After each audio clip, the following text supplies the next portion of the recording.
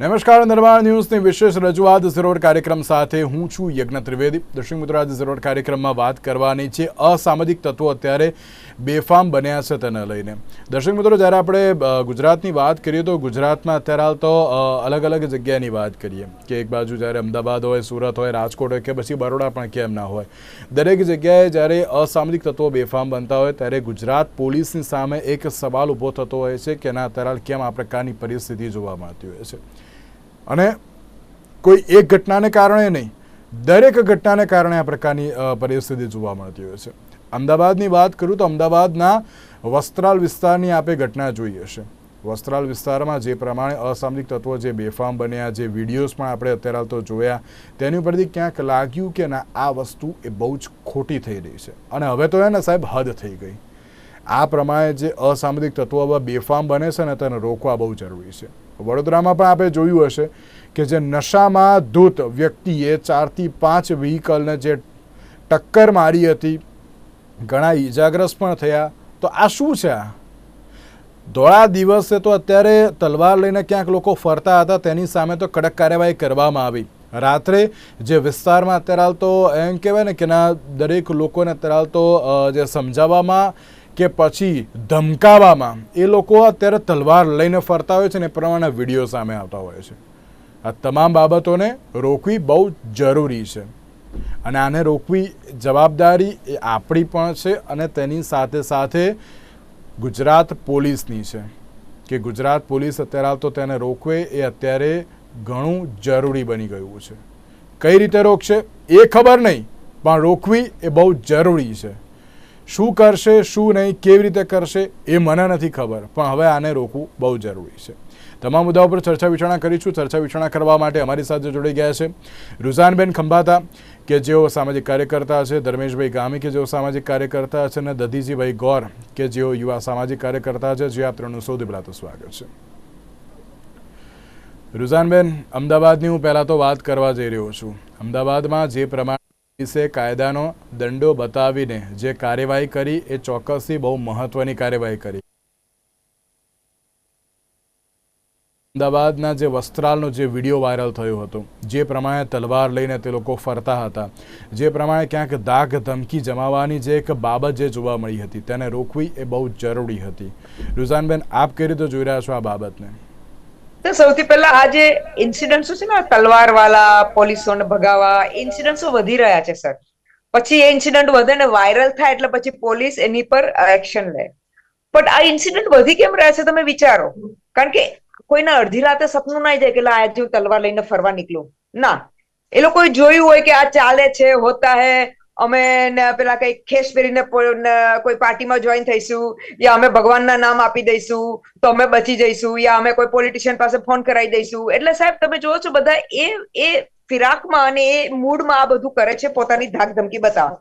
ના, આઈ am sure sir, અગર આજે 10 લોકો પકડાય છે થેન્ક્સ ટુ વાયરલ વિડીયોઝ, તો એ સામે મને હજી ગેરંટી છે કે બીજા 20 લોકો આ કરતા હશે, પણ વાયરલ વિડીયો ના થાય એટલે નથી પકડાતા.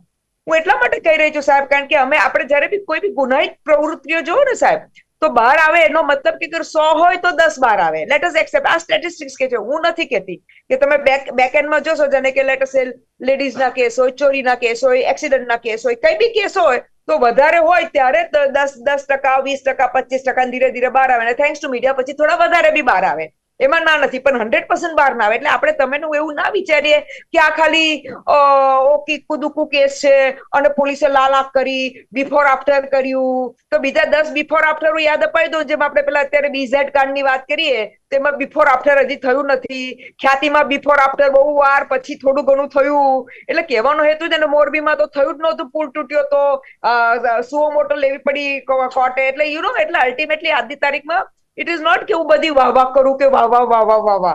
હવે ઘણી વાર જયારે હું આવી રીતે બોલું છું ત્યારે મને ઘણી વાર આપણે શું કહેવાય, પોલીસના જે હિતક વેલ વિશર્સ હોય છે કે છે કે રુઝાન તું ડિમોરલાઇઝ એ લોકોને કરે છે, ડિમોરલાઇઝ કરે છે. પણ સાહેબ, મારે ડિમોરલાઇઝ તો અમે થઈએ છીએ. અમે જનતા અત્યારે ડિમોરલાઇઝ થઈને બેઠા છીએ, દુઃખી થઈને બેઠા છીએ કે અમે શું કહેવાય, આપણા બધા ટેક્સ પેયરના પૈસાથી પોલીસ ચાલે, એડમિનિસ્ટ્રેશન ચાલે, ગવર્મેન્ટ ચાલે, બધું જ ચાલે. ઠોકથી આપણા પૈસા જતા હોય બધા. મારા નહીં એટલે બધા આખા આખા આખા આખા ગામના પૈસા જતા હોય અને તોય જે સેવા એ લોકો જે લોકોની પ્રતિજ્ઞા લે છે, જે પ્રતિજ્ઞા લે છે, સલામતી સુરક્ષાની જે પ્રતિજ્ઞા લે છે, એ પ્રતિજ્ઞા નથી નેતાઓ પૂરી કરી રહ્યા કે નથી પોલીસ પૂરી કરી રહ્યું. કારણ કે જે ખાદી, હંમેશા વર્ડ યુઝ કરું છું, ખાદી ખાકીનો પેલો શું કહેવાય કોઓપરેશન, સહયોગ, કે એ એટલું વધી ગયું છે સાહેબ, એટલા હદ બહારનું વધી ગયું છે કે આમ જનતાને એનો ન્યાય નથી મળી રહ્યો. બાકી બધા બીજા મેં જે પહેલી રીતે કહું એ રીતે એ લોકો જલસા કરી રહ્યા છે. જી સર, બહુ સાચી વાત છે, બહુ સાચી વાત છે. અને જ્યારે એમને પકડીને લઈને આવે ને પોલીસ, તો ત્યારે પણ એ કામ પેલું કહે ને કે બહુ મોટું કામ કરી રહ્યા ને એ પ્રમાણે એ વખતે પણ ખુન્નસ દેખાડતા. એટલે ભાઈ શું છે તમને અત્યારે હાલ તો પોલીસે પકડ્યા, તમને દંડાથી અત્યારે હાલ તો જે કાર્યવાહી પણ તમારી જોડે થઈ, તો પણ અત્યારે એમ કહે ને કે એ પ્રકારની જે પરિસ્થિતિને રોકવી બહુ જરૂરી છે. અને એક એડ કરી દો, સોરી આરતી હતી એટલે સર મને યાદ છે થોડા ટાઈમ પહેલા આઈ થિંક સુરતમાં અમે કેથે કોઈક ભાઈએ કોઈક રોબ બોબ જેમાં કર્યો અને કંઈક તોડ્યું ફોડ્યું કંઈક કર્યું, એટલે પોલીસ એમ પેલી લેડીઝ પોલીસ એના હાથ પકડીને લઈ ગઈ ચોરાહે પર, એને કહ્યું કે હવે તું સોરી બોલ. તો પેલા ભાઈએ સોરી ના બોલ્યું તો ના જ બોલ્યું ને ઓન કેમેરા કહી દીધું કે તમે રાજકોટ હા તમે મને ચક્કુ બતાવો, થેન્ક યુ સર, તમે મને ફાંસી નહીં એન્કાઉન્ટર કરી દો પણ હું સોરી નહીં બોલું. એટલી દાદાગીરી સાહેબ. હવે તમે એ સમજો કે આટલી દાદાગીરી છે ને આપણે બધી વાહ વાહ કરીએ. આપણા હોમ મિનિસ્ટર નવરાત્રીમાં કે તમે ભક્તિ શક્તિ કરો ને 5 વાગ્યા સુધી બધી કરો ને તરત ગુનેગારો એટલે જે બી બધા ગુંડા તત્વો હતા એને ચેલેન્જ કરીને બેફામ બધી ચીજો કરી. આપણને ખબર છે, મને તો બોલતા શરમ આવે છે. એટલે સાહેબ આવી તો આપણી હાલત છે. જી સર, અને આને રોકવી પણ બહુ જરૂરી છે. ધર્મેશભાઈ એમ કહે કે ક્રાઇમનું એપી સેન્ટર અત્યારે હાલ તો સુરત ક્યાંક બની ગયું ને તે પરિસ્થિતિ છે. એટલા માટે કારણ કે સુરતમાં રૂઝાનબેન અને દધીજીભાઈ બંને જોયું હશે પેલું તલવારથી કેક કાપવાના વિડીયો બહુ બધા વાયરલ થયા છે. આ તલવારથી એટલે આટલું સરસ એવું તમને નાઇફ આપે છે, તમે એનાથી કટ કરો કેમ? અત્યારે હાલ તો તમે આ પ્રકારનો રૂઆબ અત્યારે હાલ તો જે બતાવવાની કોશિશ કરે, અને આનાથી તમે શું સાબિત કરવા માંગો છો? અને હું બીજી એક વાત જે રાજકોટની તો જે રૂઝાનબેને કહી, હું તો વડોદરાની વાત કરું. ગઈકાલે આપ દરેક લોકોએ તમે જોયું હશે ને કે જે વડોદરામાં નશામાં ધૂત હતો વ્યક્તિ, અને બેફામ જે ડ્રાઇવિંગ કર્યું છે કે જેના કારણે ઘણા બધા નડફેટે લીધા છે. અને વસ્ત્રાલમાં તો સાહેબ તલવારો લઈને લોકો ફરતા હતા. અને શું બતાવવા શું માંગે છે આ લોકો એ જ ખબર નથી પડતી. ધર્મેશભાઈ, સાચી વાત છે આપની કે ગુજરાતની અંદર ગુનાખોરી વધી રહી છે, અને જે સામાન્ય બાબતોમાં આવારા તત્વો રોડ પર રોફ કરે છે, એક્સિડન્ટ પણ થઈ જાય છે, અને ઘણા લોકો આવા રીટ્સ બનાવીને તલવારથી કેકો કાપવી, એ બધું જ થાય છે. ચીટિંગોના પણ એટલા જ મોટા પ્રશ્નો ગુજરાતની અંદર છે. ન્યાય લોકોને નથી મળતો એ વાત સાચી છે. પોલીસ ક્યાંક ને ક્યાંક ઢીલાસ રાખે છે. જે કડક કાર્યવાહી કરવાની હોય એ નથી કરતી. વાલા દવલાની નીતિ રાખે છે. કોઈ પાર્ટી સાથે જોડાયેલા હોય, કઈ ધારાસભ્ય જોડે જોડાયેલા હોય, તો એવા લોકોનું રિકન્સ્ટ્રક્શન, મારી ભાષામાં કહું તો રિકન્સ્ટ્રક્શન, કે ભાઈ એ લીગલ શબ્દ છે, વરઘોડા એ અનલીગલ શબ્દ છે. અમારે ગૃહમંત્રી શ્રીને પૂછવામાં આવેલું મીડિયા દ્વારા કે ભાઈ ગૃહમંત્રી એવું કે છે કે વરઘોડા તો નીકળશે, પરંતુ જયારે ગુજરાતના જે ડીજીપી છે એમ કે વરઘોડા અમે કાઢતા જ નથી. એટલે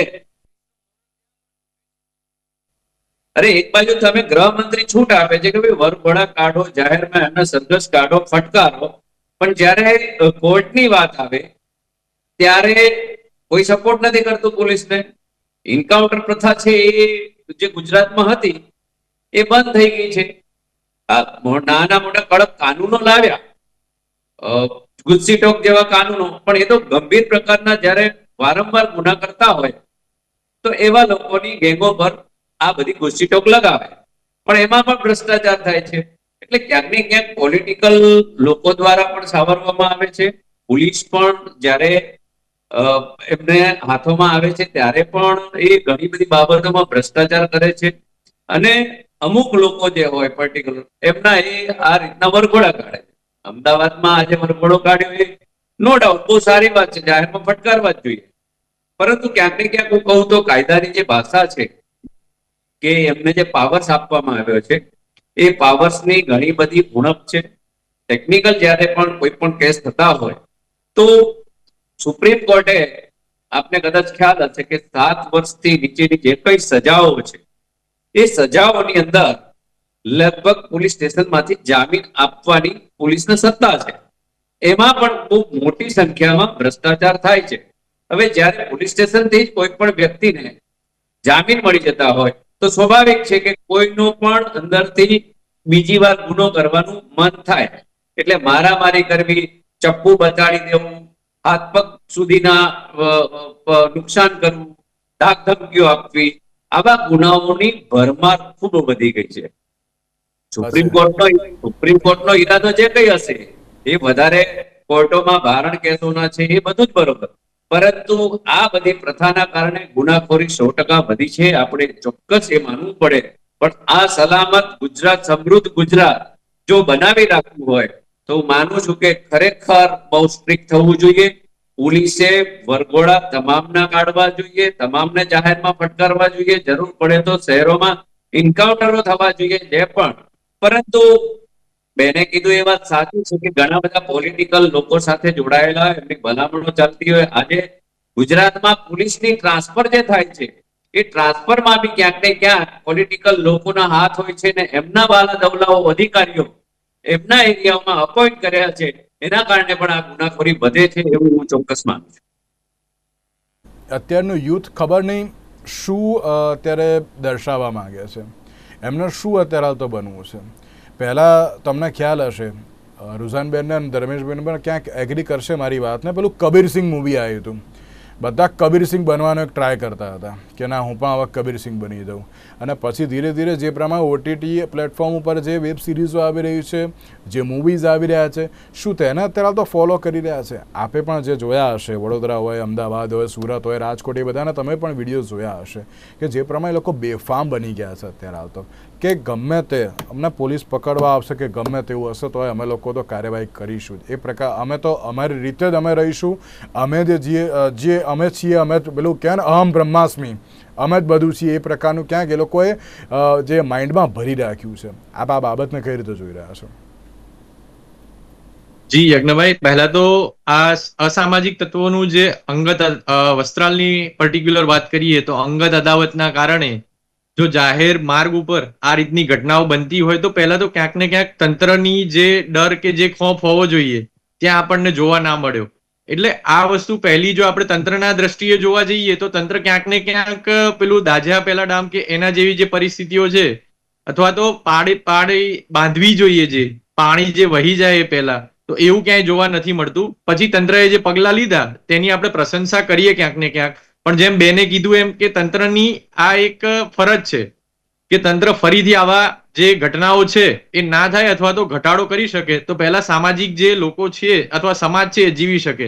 બીજી વસ્તુ કે આપણે જે યુવાનોના એના વસ્તુઓ પર કીધું તો પહેલાના જે આપણું પહેલા હું વાત કરીશ કે યુવાનની માનસિક અત્યારે જે પરિસ્થિતિઓ છે, ક્યાંક ને ક્યાંક બેરોજગારી, ક્યાંક ને ક્યાંક માતા પિતાના તરફથી જે કંટ્રોલ હોવો જોઈએ કે માતા પિતા બંને નોકરી કરતા હોય કે કંઈક કરતા હોય તો યુવાનોને ક્યાંક ને ક્યાંક માર્ગદર્શન આજે નથી મળી રહ્યું. પહેલા જે સામાજિક કુટુંબ રચના હતી તો તેમાં કોઈને કોઈ એમની સાથે હતું કે એમને છેક સુધી માર્ગદર્શન આપી શકતું હતું. પણ અત્યારે આપણે જોવા જઈએ કે શાળામાંથી છૂટીને બાળક ગમે ત્યાં હોય છે, ટ્યુશન હોય છે કે આ હોય છે, પણ જે સામાજિક માળખું આપણું જે જળવાઈ રહેતું હતું કે કૌટુંબિક જે વ્યવસ્થા હતી એમાં વિક્ષેપ પડ્યો છે. તો યુવાનોને માર્ગદર્શન હવે OTT જ આપશે, કાં તો YouTube આપશે, કાં તો જે રીલ્સ કે જે આપે છે એના થ્રુ આપશે. તો એમાંથી જો માર્ગદર્શન મેળવશે તો ક્યાંક ને ક્યાંક આ પ્રકારની ઘટનાઓ વધુ ને વધુ જોવા મળશે. તેથી મારી નમ્ર વિનંતી વડીલોને અને જે માતા પિતાઓ છે તેમને પણ છે કે યુવાનોને એક માર્ગદર્શનની જરૂર છે, એક સાચી દિશાની જરૂર છે. અને કે ના સમજી વિચારીને પણ આગળ વધી રહ્યા છે કે ના OTTમાં જે દેખાડે, મૂવીઝમાં જે દેખાડે એવું અમે પણ કરીશું તો અમે પણ ફેમસ થઈ જઈશું એમ. દધીજીભાઈ, એનું હું એ જ કહું છું કે આંધળું અનુકરણ ત્યારે થાય કે જેની સાથે યુવાનનું બીજું કોઈ તંત્ર કે કોઈ એને ગાઈડ કરનારું ના હોય. એવા ઘણા યુવાનો અમારા જેવા છે કે જે ઘણા સારા કાર્યક્રમો પણ કરી રહ્યા છે, જે સોશિયલ વ્યવસ્થાને છાજે એવા પણ કાર્યક્રમો કરી રહ્યા છે. ઘણા એવા કે બ્લડ ડોનેશન કેમ્પ્સ કરીએ છીએ, ટ્રી પ્લાન્ટેશન કરીએ છીએ, કે પછી કોઈ એવા અણગણત એવા વ્યવસ્થાને કે તંત્રને આપણે ભાગરૂપ બનીએ, તંત્રની આપણી વ્યવસ્થા આપણા અર્થતંત્રને મજબૂત કરવા માટે આજે આપણે ભારતને એવી રીતે જો રિપ્રેઝેન્ટ કરતા આવીએ કે સૌથી યુવા દેશ છે, તો શું એ યુવા દેશને આ તંત્ર જે આ પાસું છે એને આપણે ના રોકવું જોઈએ? એ તંત્રએ વિચારવા જેવું છે. અને બંને જે મારા સાથે જોડાયેલા છે તેમણે બહુ સરસ ભાષામાં કીધું બંનેના જે મુદ્દાઓ હતા, પણ યુવાનોને જાગૃત કઈ રીતે કરવા, યુવાનોને સામેલ કઈ રીતે કરવા, એના માટે મારી નમ્ર વિનંતી છે કે સમાજે એવી કોઈ વ્યવસ્થા ગોઠવી જોઈએ કે જેનાથી યુવાનો સમાજના દરેક માળખામાં સરકારની સાથે ખભો ખભે મિલાવીને કાર્ય કરતો થાય અને એના પેટે કંઈક ને કંઈક જે પણ સમાજ અથવા તો સરકાર તેને પ્રોત્સાહન પૂરું પાડે તો આ મુજબની ઘટનાઓમાં ઘટાડો જોવા મળશે. અને એમ કહેવાય ને રુઝાનબેન કે અત્યારે આ યુથ કઈ દિશા તરફ આગળ વધી રહ્યું છે ખબર નથી પડતી. અને કારણ કે તમે પણ જોયું હશે કે ઘણા બધા યુવા વર્ગના જ અત્યારે આવતા જોવા મળી રહ્યા છે. વડોદરાની જે ઘટનાની વાત કરું તો વડોદરામાં પણ તમે જોયું છે યુથ જ હતું. પહેલાં એમ કહ્યું કે ના ના ના જે થયું એ થઈ ગયું, જે થયું એ થઈ ગયું, પછી ઓમ નમઃ શિવાય કરીને પણ એ ભાઈ હવે આગળ આવી ગયા હતા. એટલે સવાલ એ થાય યુથ અત્યારે તો કઈ દિશા તરફ અત્યારે આગળ વધી રહ્યું છે રુઝાનબેન? અનફોર્ચ્યુનેટલી સોરી ટુ ટેલ પણ અત્યારે લોકો ખબર પડી ગઈ કે ભગવાનનું નામ દઈશું તો અમે બચી જઈશું, એટલે દે આર મિસયુઝિંગ ભગવાન, એટલે પોતાના ફાયદા માટે. તમને એક્ઝામ્પલ આપું, મેં પિક્ચરોમાં જોયું હતું ને સાંભળ્યું હતું બી કે પહેલા જે સ્મગલરો પેલી દારૂ લાવે ને તો પેલી એમ્બ્યુલન્સમાં લાવે તાકી કોઈને ખબર ના પડે કે ભાઈ આ એમ્બ્યુલન્સમાં દારૂ જઈ રહ્યો છે, લાગે કે મરી જ જઈ રહ્યો છે, જવા દે, પછી અંદરથી દારૂ નીકળે. આ એક્ઝામ્પલ એટલા માટે આપ્યું એટલે એ વખતે એમ જે આટલી એમ્બ્યુલન્સ જેવી પવિત્ર જેટલી ઇમ્પોર્ટન્ટ ચીજ હતી એ લોકોએ મિસયુઝ કરી હતી. અત્યારે ભગવાન જેવી જે પવિત્ર ચીજ છે લોકો કહે છે કે અમે ભગવાનનું એટલે ખેસ પહેરો, ભગવાનનું નામ આપી દો, ફલાણી પાર્ટીનું નામ આપી દો એટલે આપણે બચી જઈશું. અને એવું થયું બી છે, એવું નથી કે નથી થયું. તમે અગર જોશો બિલ્કિસ બાનોના રેપ કેસમાં તે થયું, તે એક એક્ઝામ્પલ મને યાદ હોય એટલું કહું છું, બીજા એવા ઘણા કેસીસ છે. એટલે કહેવાનો હેતુ એ છે સાહેબ કે એટલે યુથ શીખે જ ને. તમે C I tell you very clearly, તમે કોનાથી શીખો? તમે તમારા વડીલથી શીખો, ભલે ડાયરેક્ટલી નહીં તો ઇનડાયરેક્ટલી. જેમ અત્યારે દાદાજી ઓટીટી થી શીખો, બરોબર છે, ઓટીટી ઓબ્વિયસલી ઇઝ 100% રાઈટ, એમાં કોઈ ડાઉટ નથી. પણ જોડે આવા એક્ઝામ્પલ્સ બી જે આસપાસ ફરતા ને કે પેલો છૂટી જાય, બચી જાય, પેલા એનો રોબ બતાવ્યો, પેલા એક કાપી તલવાર દીધો, બીજું કોઈ હું બી એક કાપું, એટલે યુ અન્ડરસ્ટેન્ડ વન થિંગ, આ દેખા દેખી એટલી વધી ગઈ છે અને પછી રોકટોક નથી.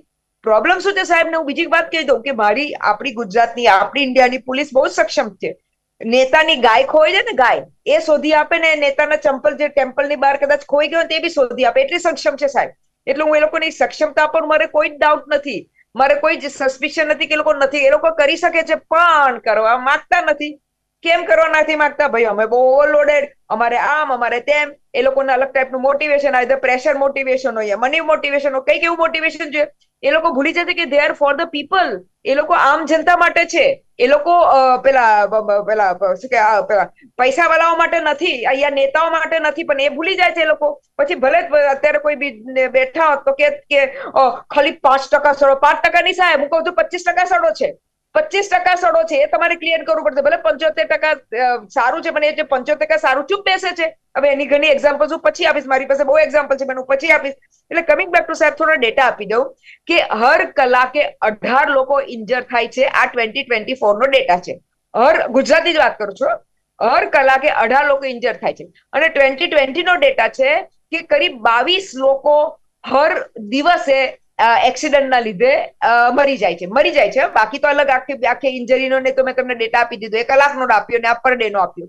એટલે તમે સમજો કે સાહેબ આપણું ગુજરાત જેના પેલા શું કહેવાય આટલા સરસ માખણ જેવા રસ્તા, પણ એ જે માખણ જેવા રસ્તા છે એમાં લોકો આ પેલા શું કહેવાય પેલા ભૂવામાં પડીને બિચારાઓ તૂટે થાય છે. આખા અલગ અલગ ડેટા આવે છે કે કઈ રીતે કેવા એક્સિડન્ટોના લીધે લોકો એક્સપાયર થાય છે ને ઇન્જર થાય છે.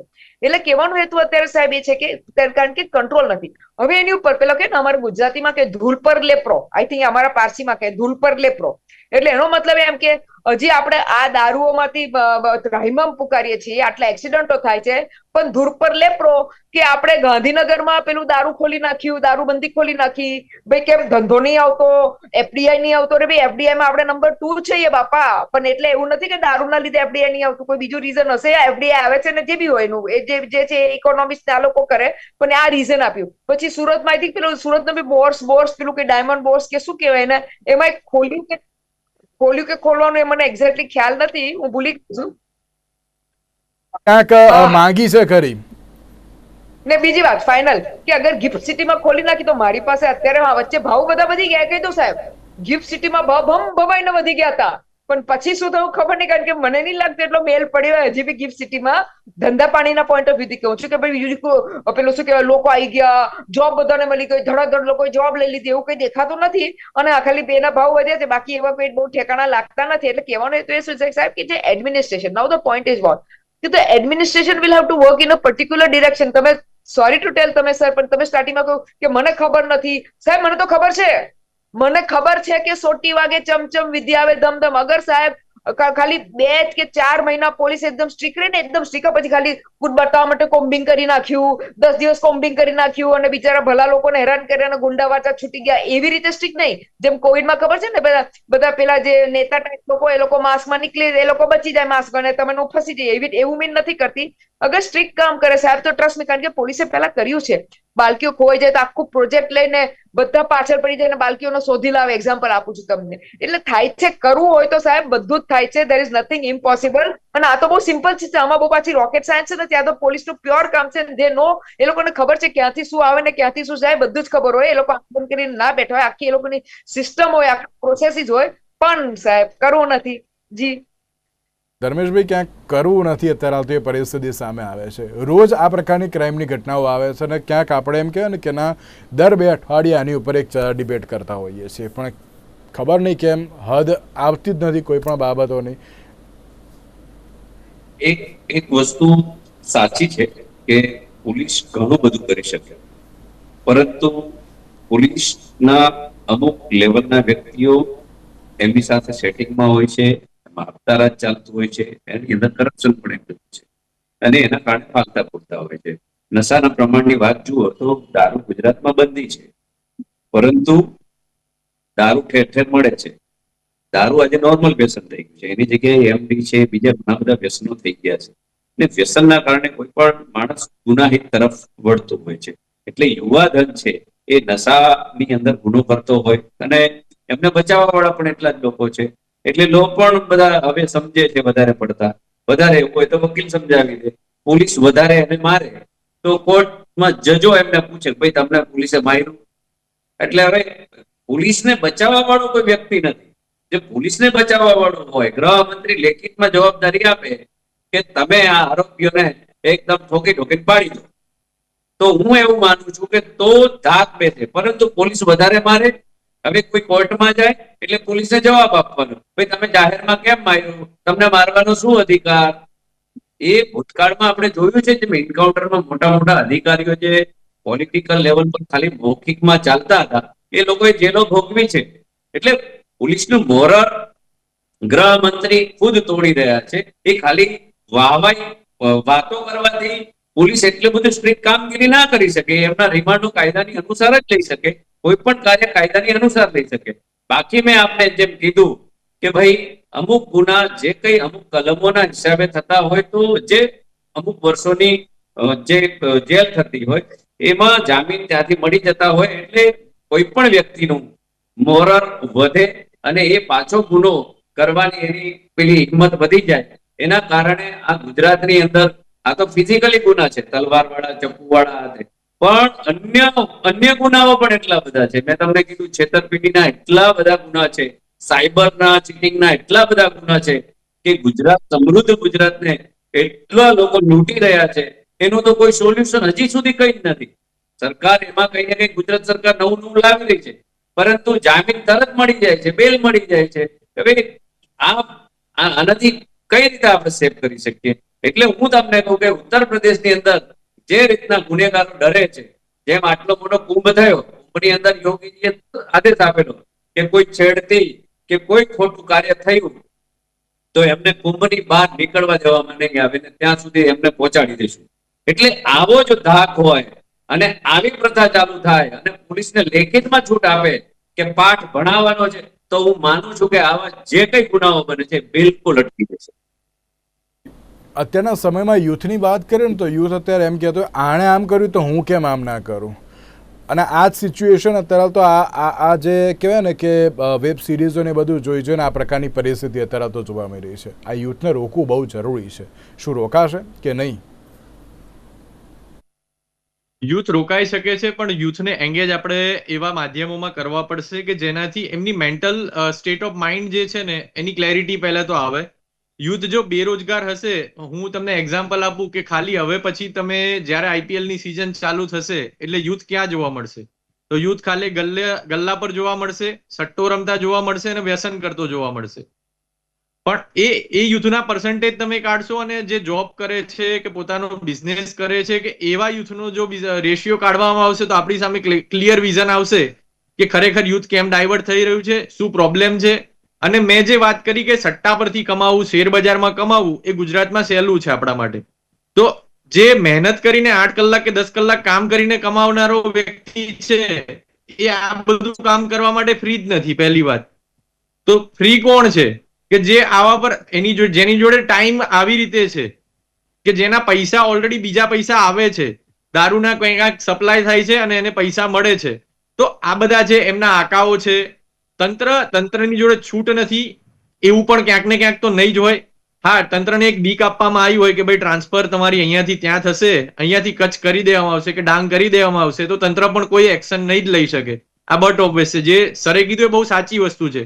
અને યુથને જો ડાયવર્ટ કરવું હોય તો મેં કીધું એમ સરકારે બહુ ચોક્કસ પગલા લેવા પડશે. ખાલી આપણે નેશનલ યુથ ડે ઉજવી અને સારા સારા કાર્યક્રમો કરી અને યુથને ડાયવર્ટ નહીં કરી શકીએ. યુથની જે પોલિસી બનાવવામાં આવે છે એમાં યુથને સામેલ કરવામાં આવે છે, પણ એના આંકડા કાઢશો કે કેટલો યુથ એમાં સામેલ થયો તો એનો વર્ગ ખાલી 5% છે. તો એ રીતે યુથ નહીં આવે. યુથને જોડવું પડશે. યુથના માટે આપણે સમજવું પડશે કે યુથ ક્યાં અલગ થઈ રહ્યું છે, કેમ ઓટીટીના માધ્યમને માને છે અને સરકારના બનાવેલા કાયદા ને કેમ નથી માનતું, કે આપણો સમાજના જે વ્યવસ્થા છે એને કેમ નથી માનતું. યુથ ખાલી જે પડદા પર દેખાય છે એને ભગવાન કેમ માને છે એ આપણે સમજવું પડશે. તો યુથ આપણી ચોક્કસ આપણી સાથે રહેશે. અમારી સાથે જોડાયા ત્રણને ખૂબ ખૂબ આભાર. દર્શક મિત્રો, આ અસામાજિક તત્વો તો બેફામ બન્યા છે. રાજ્ય સરકાર અને તેમાં પણ સ્પેસિફિક ગૃહ મંત્રાલય હવે કેવી રીતની કાર્યવાહી કરશે તે તો આવનારો સમય જ બતાવશે. આજના વિશેષ કાર્યક્રમમાં આપશો રજા. નમસ્કાર.